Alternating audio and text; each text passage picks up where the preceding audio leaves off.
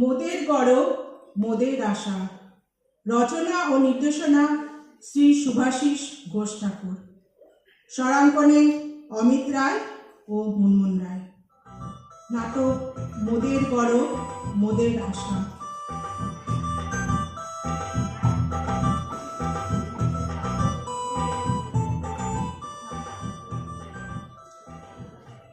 মাঝে মাঝে মনে হয় ছোটবেলা থেকে ইংলিশ মিডিয়ামে না পড়াটাই আমার কাল হয়েছে।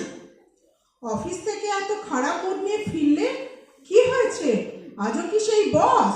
হ্যাঁ, মিস্টার সান্যাল বাংলায় কিছু বলে ফেললেই এত বিশ্রীভাবে অপমান করেন। হবেই তো, উনি তো সান্যাল নন, উচ্চারণ করেন সানিয়াল। নিজেকে বাঙালি ভাবতে লজ্জায় পান। কিছু মেল করলেই ইচ্ছে করে এমন কিছু অচেনা শব্দ ব্যবহার করেন যে ইংরেজিগুলোর অর্থ অফিসের কারোর জানাই থাকবে না। হয় ডিকশনারি ঘাটতে হবে, নয়তো ওনাকে জিজ্ঞেস করেই অপদস্থ হতে হবে। তোমাদের অফিস পার্টিতেও তো দেখেছি ওনার স্ত্রী আর বাচ্চারাও শুদ্ধ ইংরেজিতেই কথা বলে, আর যারা বাংলায় কথা বলে তাদেরকে যেন কেমন তাচ্ছিল্যই করে। কোম্পানি থেকে যে মেয়েটাকে অ্যাসিস্টের জন্য পাঠিয়েছিল বাংলায় কথা বলায় তাকে তো প্রভিন্সিয়াল মিন ল্যাঙ্গুয়েজ বলে গালও দিয়েছিলেন। একটা নতুন প্রজন্ম তৈরি হয়ে গেছে যারা অদ্ভুত ভাষায় কথা বলে, গ্রামারহীন, মাথা মুন্ডুহীন, স্পোকেন ইংলিশ। নয়তো বাংলা বললেও হিন্দি আর ইংলিশ মিশিয়ে এমন ভাঙা ভাঙা উচ্চারণে যেন বাংলা উচ্চারণে কত কষ্ট। এই অন্তঃসার শূন্যতাকে মন থেকে মানতে পারেনি বলেই তো ছেলেকে আমি কনভেন্টে দিই। মাতৃভাষা সঠিক হলে অন্য ভাষাও ঠিক শিখে নেবে।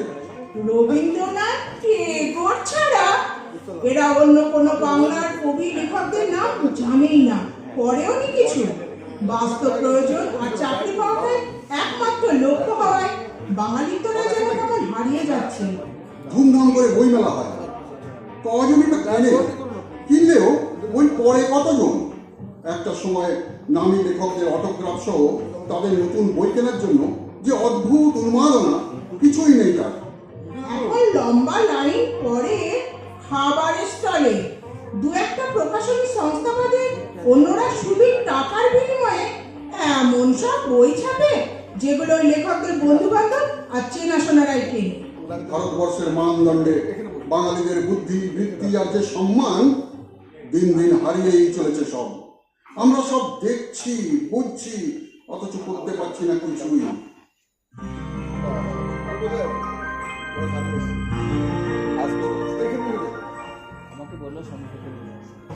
এই শোনো শোনো, এই কোথায় তুমি? একবার এসো। কি ব্যাপার এত উত্তেজিত? একটা দুর্দান্ত ঘটনা ঘটেছে। আমাদের কোম্পানি যে যার মাতৃভাষায় নিজেদের সাহিত্য, সংস্কৃতি, ঐতিহ্যের ওপর লেখা চেয়েছিল, তুমি তো জানোই। তুমি বলেছিলে নিজে লিখবেও না, জমাও দেবে না, অথচ পরে সান্যাল তোমাকে ধরতে তুমি তার হয়ে একটা অমন সুন্দর লেখা লিখে দিলে। চাকরি বাঁচাতে আর বসকে খুশি করতে এমন মন রাখা কাজ তো কিছু করতেই হয়। চলো, যা বলছি শোনো, আমার ওই লেখাটাই সর্বভারতীয় প্রতিযোগিতায় প্রথম হয়েছে। তাই? নিজে এক লাইন বাংলা লিখতে তো পারে না, বাংলা নাকি জাস্ট একটা প্রভিন্সিয়াল ভাষা। এভাবে তুচ্ছতাচ্ছিল্য করে। তোমার লেখা পাঠিয়ে প্রথম আমার প্রাইজটা তো বেশ নিয়ে নিল।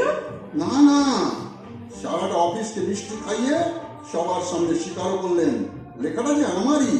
বরং এ কথাও বললেন যে লেখাটা পড়েই উনি বাংলা ভাষা, সাহিত্য, সংস্কৃতি সম্পর্কে অনেক নতুন অজানা কিছু জানতেও পেরেছেন।